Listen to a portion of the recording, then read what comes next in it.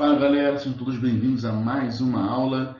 Eu sou o Moé André Erles e hoje a gente vai abordar um assunto muito interessante. Um assunto que parece que está um pouco distante da nossa vida, da vida de vocês jovens, mas ele está mais perto do que parece. Hoje a gente vai abordar o seguinte assunto, a gente vai falar um pouco sobre o casamento. Aproveitando aqui, eu queria mandar um grande Shavua Tov, meu querido amigo Bruno Amar. Você tenha uma excelentíssima semana, meu querido. Então a gente vai hoje falar sobre o casamento. Eu sou o Moé André Erles e vem comigo aqui descobrir um pouquinho mais sobre esse assunto. A gente vai ver por que no judaísmo o casamento ele é um mandamento. Como Deus também ele funciona como um casamenteiro. A gente vai ver um pouco sobre a cerimônia do casamento judaico, conselhos para que a gente possa ter um lar feliz e também, se caso deixavam, as coisas não dão certo, então infelizmente a gente opta pelo divórcio, mas ele sempre como um último recurso. Enquanto Deus ele criava o mundo, cada dia que passava, Deus falava e viu Deus que era bom.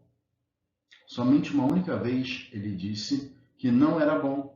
Quando ele cria Adam, Arishon, quando ele cria o primeiro homem, ele percebe que não é bom que o homem esteja sozinho. Não é bom que o homem esteja sozinho. Foi assim que Deus ele fala na Parashat Bereshit, Parashat Shavua, que a gente leu na semana passada. Uma atriz americana, ela disse que o casamento é uma bela instituição.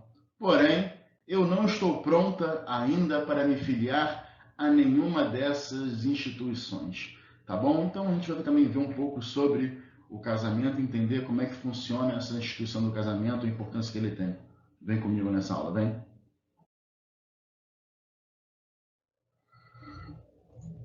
Então, quando você vai casar, quem aqui nunca ouviu essa pergunta? Seja de um amigo, seja dos nossos próprios pais, tem sempre alguém preocupado se a gente vai casar. E nossa famosa mãe, aí de Shumama, é aquela mamãe preocupada, quer sempre cuidar do filhinho e quer que o filhinho se arrume e que sua filhinha também se arrume. Mas enquanto a gente está solteiro, perguntam quando é que a gente vai arrumar uma namorada ou um namorado.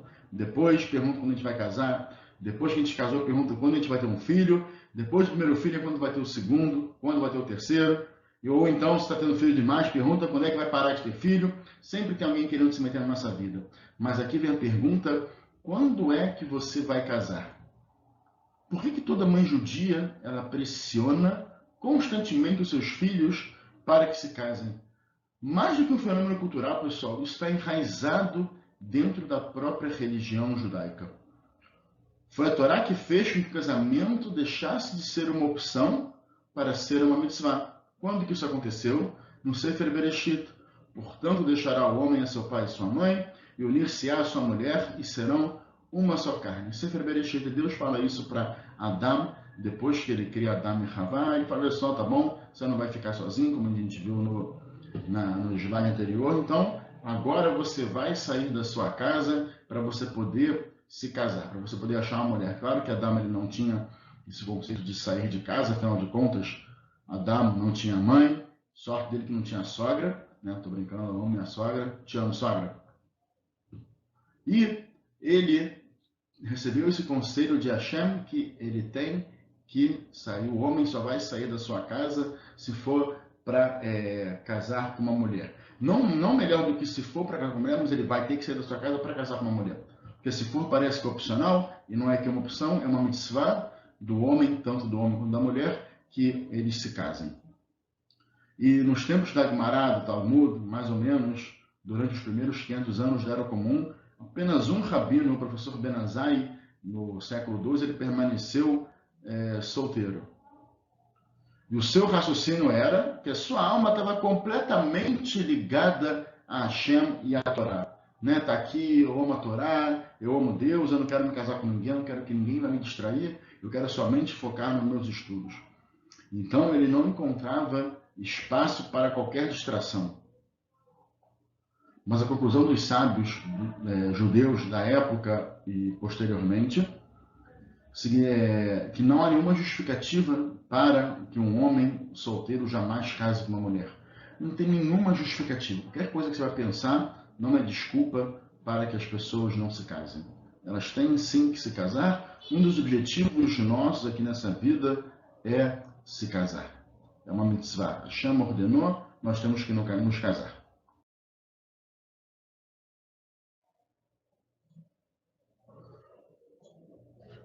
Certa vez, uma mulher romana perguntou para o Rabi Yosef ben Halafta qual era a ocupação de Deus depois de criar o mundo. Né? Então, vamos lá, uma vez uma mulher romana, ela chega para esse rabino, o Rabi Yosef, e fala, vem cá, quanto tempo Deus levou para criar o mundo? E o rabino respondeu, 6 dias, que pergunta.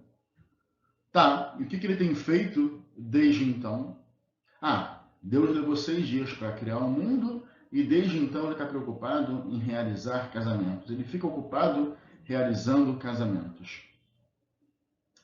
Essa é a sua ocupação? Né? Pergunta a mulher romana. Desculpa, isso aí até eu posso fazer. Isso qualquer pessoa pode fazer. Olha só, eu tenho muitos escravos e escravas. Eu caso todos eles, rapidamente. No estalar de dedos, eu resolvo essa situação. Então, o rabino falou para ela, embora isso possa parecer fácil aos seus olhos, aos meus olhos, aos olhos de qualquer pessoa, cada casamento é tão difícil para Hashem quanto o milagre de abrir o próprio Mar Vermelho. Yam Suf. O milagre do casamento, ele é tão difícil, né, é tão complexo de se realizar, tal qual foi para poder fazer o milagre do Mar Vermelho. A gente está botando isso aqui nos nossos parâmetros, é óbvio que para Hashem isso não é dificuldade nenhuma, mas é para a gente entender um pouco a complexidade que é juntar uma pessoa e unir ela com outra pessoa, com a sua alma gêmea. Então, o que a romana fez? Ela pegou 1000 escravos, botou do lado direito, 1000 escravos colocou do lado esquerdo e falou, você vai casar com esse, você vai casar com aquele, você com esse. Hoje ficaram marido e mulher, foi indo. Em uma noite casou todos os 1000 escravos. No dia seguinte, eles vieram até ela, né?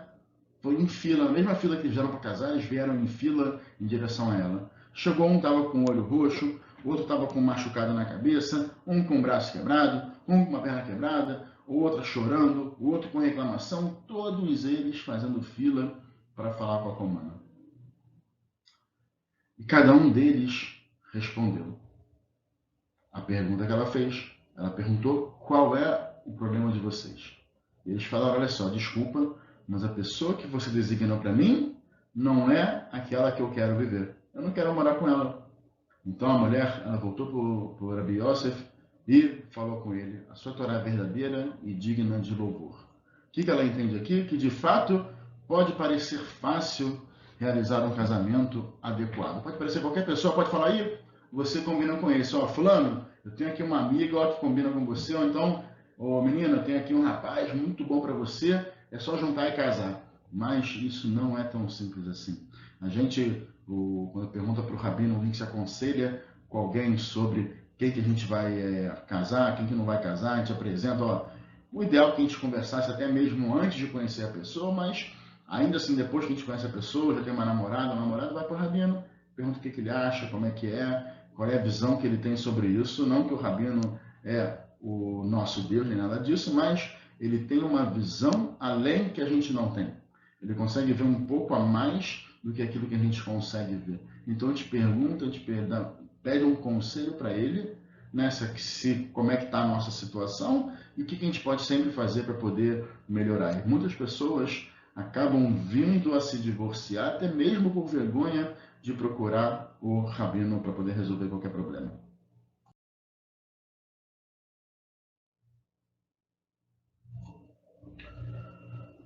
Tá bom, então vamos lá. Eu encontrei a minha alma gêmea. Mulheres sempre procuram por um homem ideal. Já os homens, eles buscam mulheres perfeitas. Pena que ambos não saibam que já está decretado nos livros dos recordes divinos.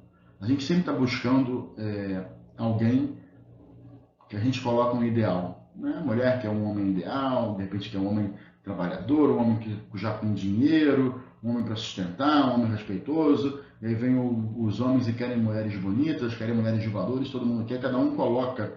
Claro que esses são conceitos que todo mundo deseja no próximo, isso não tem dúvida, e ainda assim a gente coloca um patamar a ser atingido. E às vezes não é esse o nosso objetivo. A própria Guimarães, o Talmud, ele ensina que 40 dias antes da criação de uma criança, uma voz celestial, uma Bat Kol, declara: essa filha é para esse filho, né? Esse é para esse é para aquela. 40 dias antes de uma alma, né, vir para esse mundo, para entrar na criança, já está decretado para ela quem vai ser a sua alma gêmea, quem vai ser o seu parceiro.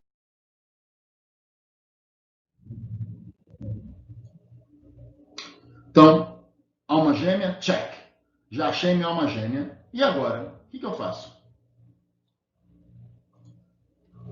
Vamos ver algumas regras e costumes relacionados ao casamento. Então, vamos dizer que eu já achei minha alma gêmea, já conversei com o Rabino deu a bênção dele, meu pai, minha mãe, pai dela, mãe dela, todo mundo já conheceu, já se abençoou. E agora, o que a gente faz? A primeira coisa é escolher uma data. Primeira coisa, vamos escolher a data do casamento. Essa data ela tem que ser escolhida com muito cuidado. Primeiro que tem que respeitar os feriados, né? Os Yamim Tovim, os dias sagrados que a gente não pode fazer festa, porque isso que a gente não mistura duas alegrias. Ou seja, eu não posso misturar a alegria de um Yom Tov com a alegria de um casamento. Não posso misturar a alegria do Shabbat com a alegria do casamento. O casamento ele é tão importante, ele é tão sagrado, que ele tem que ter a atenção toda dele especial. Então a gente não costuma misturar essas festas. A gente não casa em Hagim, em Tovim e nem em Shabbatot. E fora isso, existem alguns períodos no calendário judaico que são períodos que não se fazem festa porque não são propícios para tal. Tá bom? Na dúvida, é só consultar uma autoridade rabínica. E aí, na semana anterior ao casamento, tanto o Hatan, o noivo, quanto a Kalá, a noiva, ficam uma semana sem se ver. A ideia que a gente tem aqui é que tudo aquilo que está na nossa vista o tempo todo perde um pouco a importância. Então a gente se afasta durante uma semana para quando a gente se reencontrar no dia do casamento, a gente ficar feliz, tá vendo aquela pessoa, já vai ver ela com outros olhos e tudo mais. A gente tem um filho pequeno em casa, a gente só vê que o filho cresce quando perde a roupa, quando perde um sapato, quando vai ficando tudo apertado, quando tem um estirão. Agora, se você pega um avô, uma avó, um tio, um primo, que não vê o seu filho todo dia, vai ver a cada semana, ver a cada 2 semanas, ver a cada mês, ver como é que ele cresceu, como é que ele está diferente, e para você está tudo igual. Porque afinal de contas você acompanha o passo a passo todo dia. Então perde o brilho. Então a gente, para poder ter esse brilho a mais de volta, a gente fica uma semana sem se ver. E nada melhor do que na semana anterior ao casamento. É uma semana muito turbulenta, uma semana de muitas decisões, uma semana, né, dos últimos preparativos, onde os nervos já estão à flor da pele e podem levar, inclusive, à briga do noivo e da noiva. Então, realmente, até mesmo o ideal é que eles estejam realmente afastados e não se falem. Claro que se for uma emergência, tem que resolver, acontecer uma coisa aqui, não tem jeito, vamos ter que se encontrar para resolver um problema urgente. Eles vão se encontrar e resolver, mas realmente o ideal é que eles fiquem separados essa semana. Aí a gente parte depois, então, para o talit. É costume a noiva dar um talit para o noivo de presente. Existem 32 franjas no talit, 8 em cada canto, são 4 cantos no talit, que equivalem à palavra lev, que significa coração em hebraico.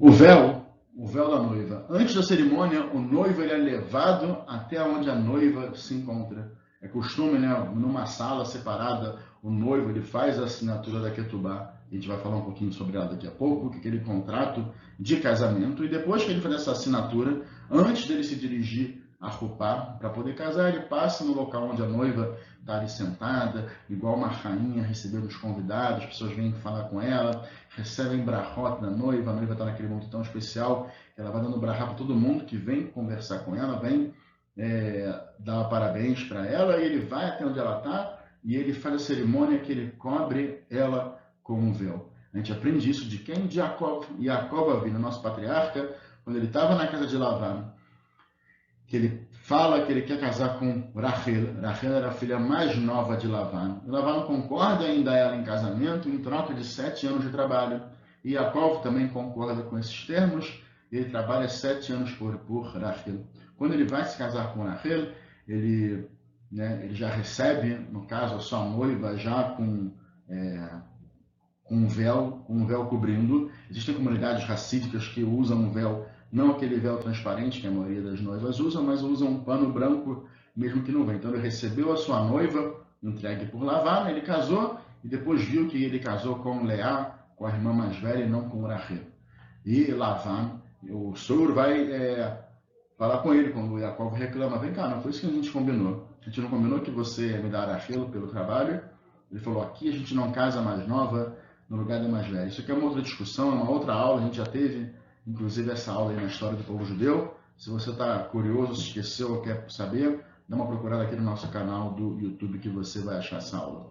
Então, por isso, a gente tem o costume de ir cobrir a noiva, para você ver realmente com quem é que você está se casando. Então você vai, é aquela dali a sua noiva, a noiva que você escolheu, e aí você cobre ela com um véu para poder chegar na roupa.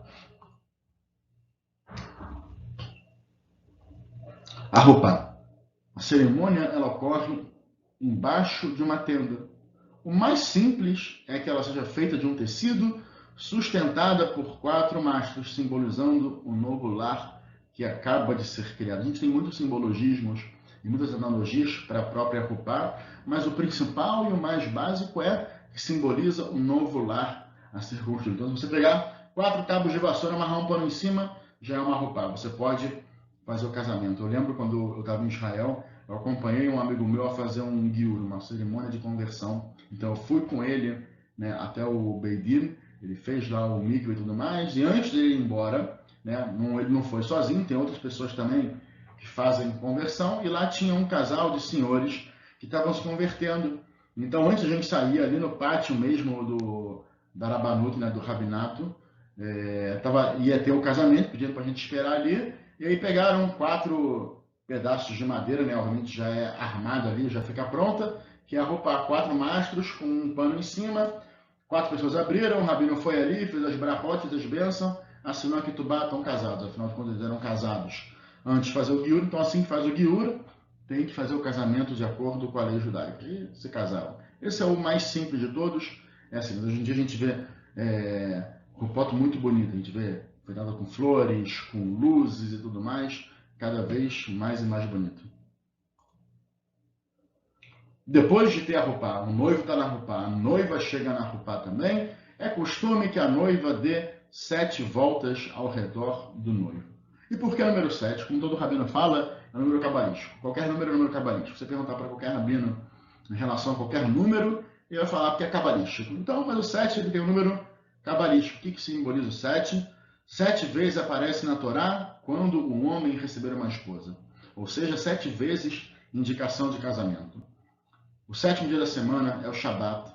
As 7 voltas que Yoshua e o povo de Israel deram ao redor da cidade de Jericó, depois dos 40 anos do Egito, antes deles entrarem em Israel para conquistar a terra de Israel, definitivamente, Yoshua dá 7 voltas ao redor da cidade, e quando ele completa a 7ª volta, os muros da cidade desabaram.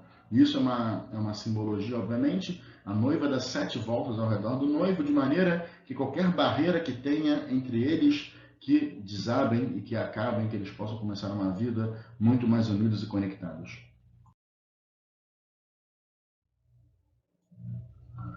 Então a gente chega para Ketubá. A Ketubá é o famoso contrato de casamento. Tá bom? Ele é um documento legal no qual o noivo promete sustentar e honrar a sua esposa e mantê-la caso eles venham a se divorciar. Tá? É um contrato aquela Ketubá que a gente falou no início, que o homem assina numa sala separada, geralmente ele está com o pai dele, com o rabino, com convidados, com o pai da noiva e tudo mais. Ele assina e depois ele entrega para ela. Aquilo é um contrato que ele está se comprometendo, que ele vai honrar, que ele vai amar, que ele vai vestir, que ele vai alimentar a sua esposa. E ele também tem uma indenização que, se der ruim de algum motivo, seja porque se divorciou, seja porque ele morreu, ele tem que pagar uma indenização para ela. A indenização é essa que está escrita na Ketubá. A Ketubá, depois que o homem assina, ele entrega para a mulher, fica em posse da noiva. E também é costume que o rabinato detenha também uma cópia. Isso mostra para a gente, pessoal, como é que o judaísmo já se preocupava com o direito das mulheres há milhares e milhares de anos atrás, antes mesmo de existir o conceito de direito das mulheres, e numa sociedade onde elas praticamente não existiam. A gente sabe que antigamente, seja lá qual for a sociedade, qual fosse a religião, a mulher não tinha direitos.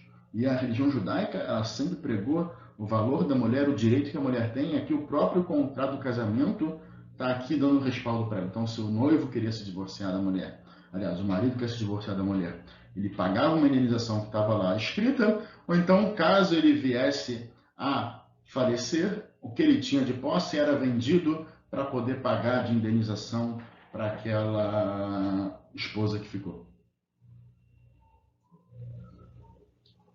A gente chega no anel. O famoso anel, a aliança, ele tem que ser de formato circular e simples, simbolizando a eternidade. Pelo judaísmo, né, principalmente esse anel que se usa embaixo da roupa, tem que ser um anel simples, um anel liso. Tá bom? Não importa o valor, mentira, ele tem um valor mínimo, mas é um valor baixo, sei lá, acho que seria equivalente a R$5. Qualquer anel até de camelô você poderia fazer um casamento. Ou seja, mas ele não pode ter um diamante, ele não pode ser entrelaçado, não pode ser estilizado, com cara de golfinho, não pode ter nada. Ele tem que ser simplesmente totalmente liso e circular, de maneira que é o ciclo da vida, que ele começa e termina, a gente não sabe quando começa e também não sabe quando a vida termina. A gente chega então para os vinhos, para o vinho e para as brachot, para as bênçãos. Então, embaixo da Rupá, a gente realiza oficialmente duas coisas: o noivado e o casamento. O Kiddushin, que é a primeira parte do casamento, que é o noivado, ele consiste em duas brachot. Uma para o vinho e outra para o compromisso que o noivo e a noiva, né, assumem mutuamente, um para com o outro. E o Nisuin, o casamento, consiste em 7 brachot. De novo aí, chama brachot, 7 bênçãos, olha o número 7 de novo, que diz respeito à criação do mundo e da humanidade, à sobrevivência de Israel e do povo judeu, e também a alegria do casal e da futura família. A gente finaliza a cerimônia com a quebra do copo. Por que o noivo ele quebra o copo? É um costume porque simboliza, a gente faz uma lembrança sobre a destruição do templo de Jerusalém, o grande templo que a gente não tem mais hoje em dia. A gente quebra o copo lembrando que a nossa vida não está completa enquanto não tiver a chegada de Mashiach, enquanto não tiver o nosso templo de volta reconstruído em Jerusalém. Então a gente faz essa lembrança, claro que a gente está num momento feliz, está num momento alegre, então é uma lembrança que a gente faz durante a cerimônia. A gente nunca pode esquecer que a nossa alegria, embora seja muito alta, ela não está 100% completa.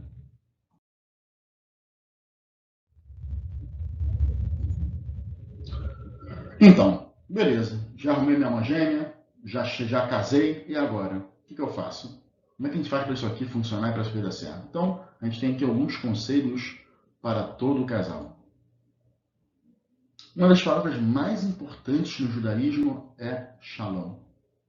A gente usa essa palavra shalom para falar oi, para falar adeus, para falar tchau, para falar fique em paz, para dizer se está tudo bem, né? É a palavra mais utilizada dentro do vocabulário judaico.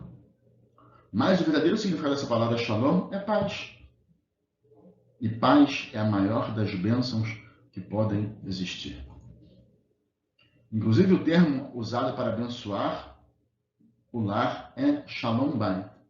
Paz no lar. Você pergunta se está com shalom bayit, a gente deseja que o casal tenha shalom bayit, né, que ele tenha paz no seu lar. Pessoa que tem um lar em paz, ela vive um paraíso. A pessoa que não tem paz no lar, ela vive um inferno. Está escrito que, né, aquele que tem um casamento infeliz, que ele vive num inferno, que ele vive numa casa ruim, ele vai direto para o céu. Por quê? Porque ele já viveu um inferno aqui na Terra. A pior coisa que uma pessoa pode ter é um casamento ruim, no sentido de morar com uma pessoa que não está dando certo. É você não ter paz no seu lar. E a harmonia no lar ela é tão importante quanto a paz mundial. Os judeus rezam para que haja paz mundial, mas primeiro a gente tem que ter paz nos nossos lares. A gente tem que ter primeiro Shalom Bait. E pessoal, isso não acontece por acaso. Eu não vou um dia acordar na minha casa e vou ter Shalom Bait. Shalom Bait é uma coisa que a gente trabalha e a gente luta todo dia para que ele possa existir. O judaísmo reconhece que, embora os casamentos sejam feitos nos céus, eles devem ser preservados na terra. Então, embora Deus tenha escolhido que tal pessoa é a minha alma gêmea, cabe a mim fazer isso funcionar. Pode ser que a chama está dando um empurrão inicial, mas agora, para isso aqui dar certo, vai depender de mim e também vai depender dela. Todos os casamentos são felizes. Viver junto depois é que é o problema. Né? Casamento é feliz. Casar é alegria. Depois a gente vai vivendo junto, realmente é que a coisa muda de figura. Todo aquele que leva ao estabelecimento da paz em seu lar é lembrado pela Torá como se ele fosse um rei que estabeleceu a paz em Israel. Todo aquele que permite que a inveja e a discordância reinem em seu lar é lembrado como se estabelecesse a inveja e a discórdia entre todo o povo de Israel. Mishnah de Avot, está escrito no Pirkei Avot, tá bom? Então, se você faz Shalom Bait, você está fazendo paz em Israel. Se você não tem Shalom Bait, você não contribui para o seu Shalom Bait, então você agora está trazendo o ódio, a inveja e a discórdia para o povo de Israel.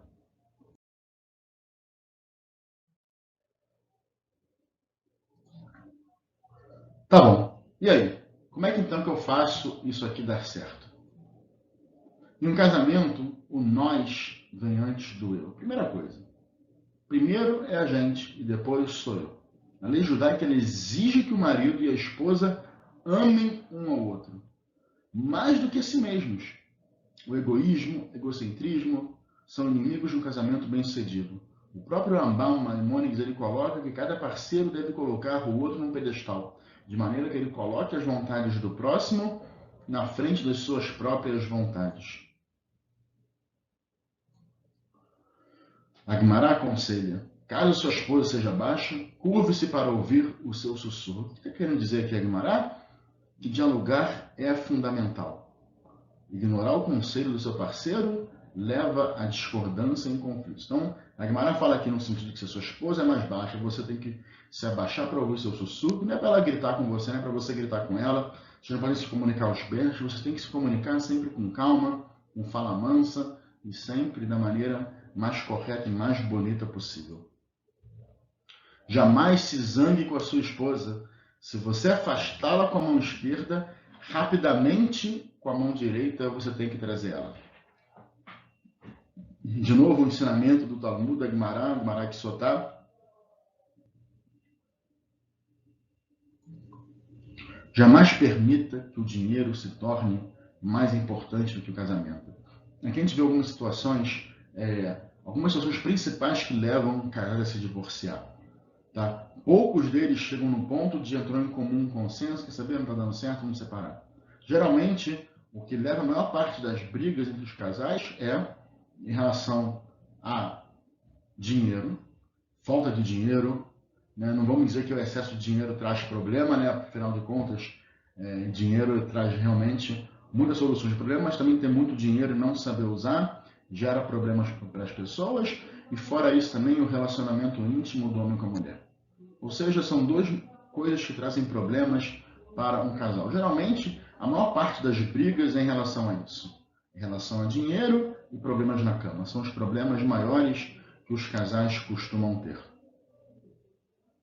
Mas o que a gente não pode permitir nunca, principalmente, então falando agora, é em relação ao dinheiro. O dinheiro não pode mandar no nosso casamento. Ah, então peraí. Então eu vou viver embaixo da ponte, tá tudo bem? Não, não é assim que funciona. Mas o problema é que às vezes a gente coloca uma meta, a gente acha que vai ter tanto dinheiro, a gente quer ter tanto dinheiro, e esse acaba sendo o nosso objetivo, ao invés de o objetivo ser a felicidade. Nosso objetivo é o dinheiro. Você esquece que você quer o dinheiro para ter felicidade. Se você não tem aquele dinheiro, então você tem que aprender a conviver sem aquele X dinheiro. Você vai aprender a viver com o dinheiro que você tem. Talvez você vai ter que viajar uma quantidade menor de vezes, você não vai viajar tanto quanto o seu amigo viaja, Isso, óbvio, não é o que, né, que as pessoas desejam, todo mundo quer sempre ter tudo do bom e do melhor, mas nem sempre tudo está destinado para a gente dessa maneira. Eis eu, Ashir, quem é a pessoa rica? Aquela que se contenta com a sua parte. O que quer dizer que aquele que se contenta com a sua parte? Não quer dizer que eu só tenho uma garrafa, só vou me contentar com uma garrafa? Não, não é isso. Você pode querer ter 10 garrafas. Só que se eu só tenho uma garrafa, eu estou feliz que eu tenho uma garrafa. O problema é que a gente não vê que a gente tem uma garrafa. A gente só vê que a gente não tem 10 garrafas. Você esquece que você tem uma. E que se você olhar para o lado, às vezes seu amigo não tem nenhuma garrafa. Tem pessoas que não têm garrafa nenhuma. Mas você não vê isso. Você está focado que você quer ter mais. Que a gente sim pode querer ter, mas a gente tem que estar satisfeito com aquilo que a gente tem. A gente vê essa diferença mesma até na fala dos nossos patriarcas.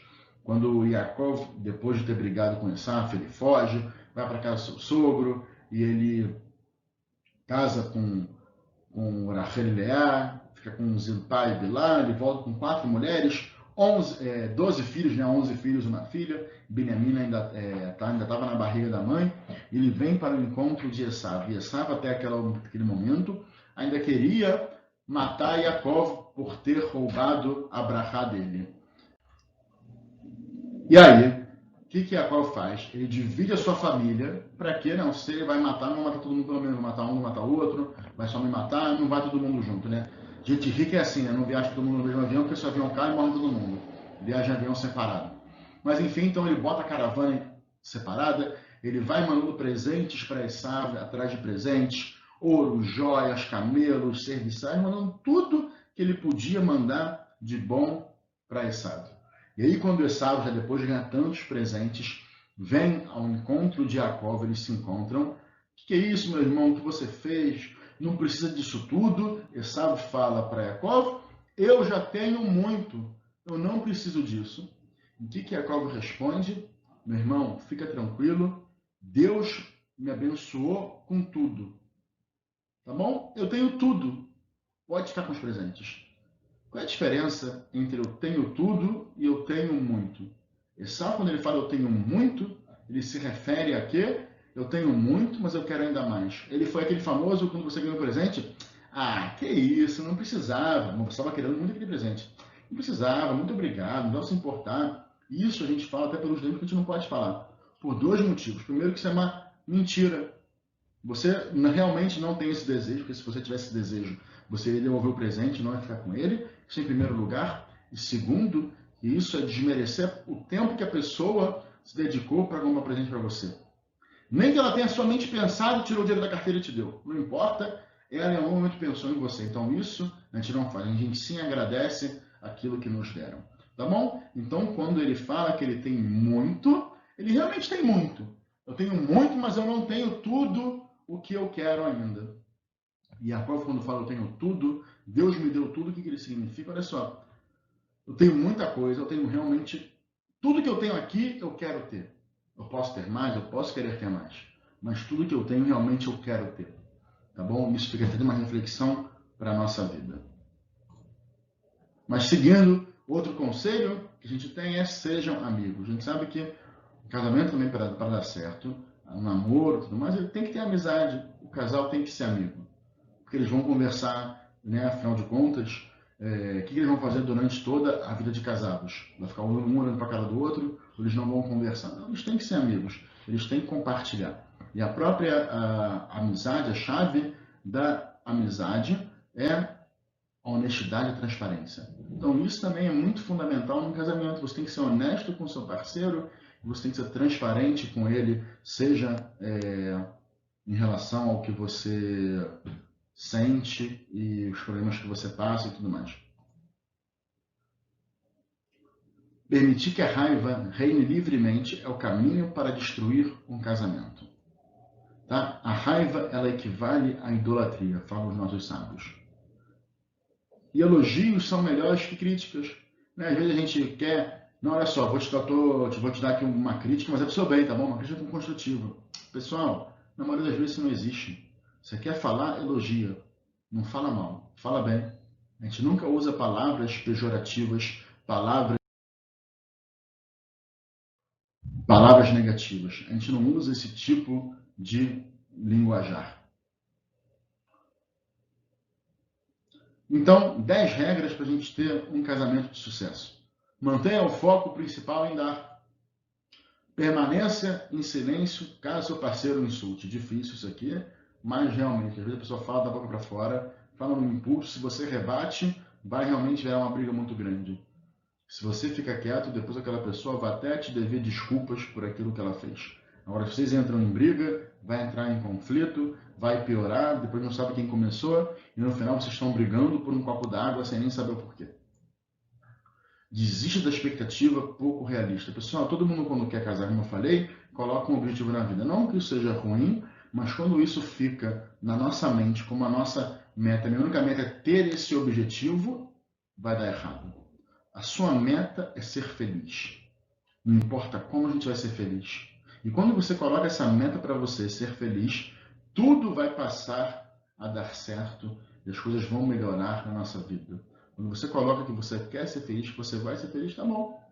Se você quer ir para Disney, vai tentar juntar dinheiro para Disney, mas agora o dólar está muito caro. Esquece a pandemia, o dólar está muito caro, subiu muito, não consigo ir para Disney. A gente vai ter que então viajar, sei lá, para São Paulo, tem que viajar para a Argentina.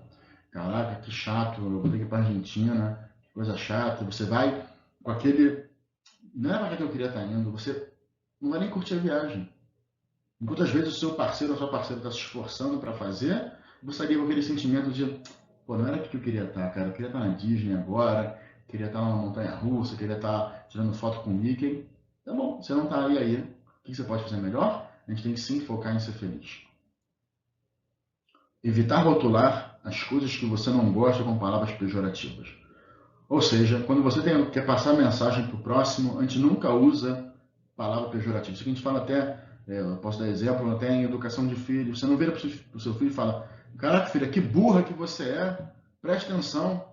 Pô, você não está vendo que você vai queimar o dedo se você botar o dedo na panela, pô? Se é assim que você fala, não, você não fala, minha filha, olha só, não parece ser muito inteligente colocar o dedo na panela, né? Você muda a maneira que você fala. Se você ofende, se você usa palavras negativas, além de rebaixar o próximo, você vai entrar um sentimento ruim para aquela pessoa que vai te revidar da mesma maneira. Pense como motivar o seu parceiro a querer fazer aquilo que você quer que ele faça. Nunca esqueça que o objetivo é ter um casamento feliz. Tá? Isso é a principal coisa que a gente está falando até agora, esse é o foco. Esteja pronto para concessões. Para a gente poder ter uma vida feliz, a gente tem que aprender a ceder. E quando a gente cede, o outro também vai ceder. Ele vai entrar nessa corrente do bem. Não culpe o outro por erros. Botar a culpa no outro por qualquer erro que exista. Já errou, está feito. Vamos pensar em como resolver o problema. E viva o presente. Vamos viver agora. Esquece o que passou. Esquece qualquer problema que teve. Porque senão você vai ficar remoendo. Realmente assim a vida não vai dar certo e você não vai ter um casamento feliz. Uma relação de sucesso. Pergunte-se o que eu posso fazer para criar uma atmosfera agradável no meu lar. Lembre que ter um casamento feliz depende de você. Faz parte de você ter um casamento feliz.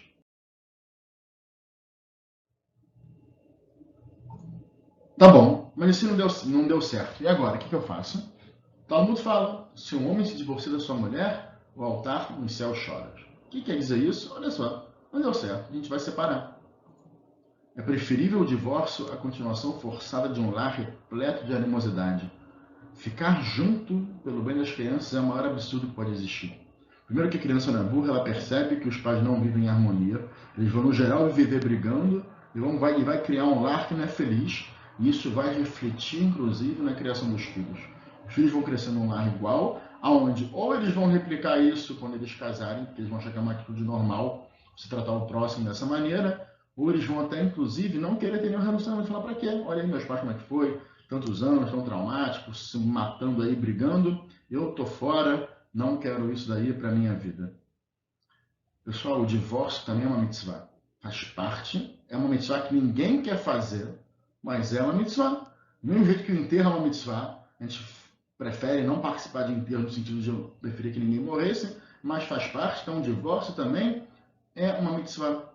Tá? Foi ordenado pela Torá que se você não deu certo, você vai se divorciar. Mas será que o judaísmo então leva o casamento uma maneira tão superficial, de maneira que ele aconselha o divórcio tão prontamente? E a resposta é óbvio que não.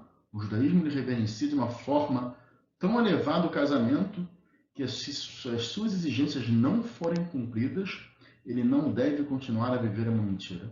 Que desonra a instituição mais importante e sagrada da vida judaica.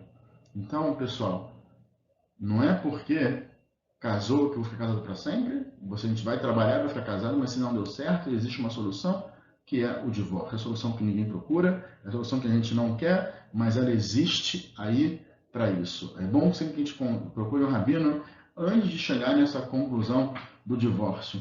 E lembrando que para um casal se separar não precisa simplesmente que eles briguem literalmente de sair no soco, e tampouco que um traia o outro para dar uma justificativa. A justificativa pode ser simplesmente acabou com incompatibilidade. Não está dando certo, não está mais funcionando. Isso aqui acontece às vezes, Shalom, infelizmente, faz parte da vida. Então, quando isso acontece, a gente vai atrás do rabino e pede uma ajuda. Mas o principal aqui, pessoal, para a gente poder fechar nossa aula, é focar o que eu posso fazer para dar certo. Entender que depende da gente fazer qualquer relacionamento funcionar. Pessoal, muito obrigado.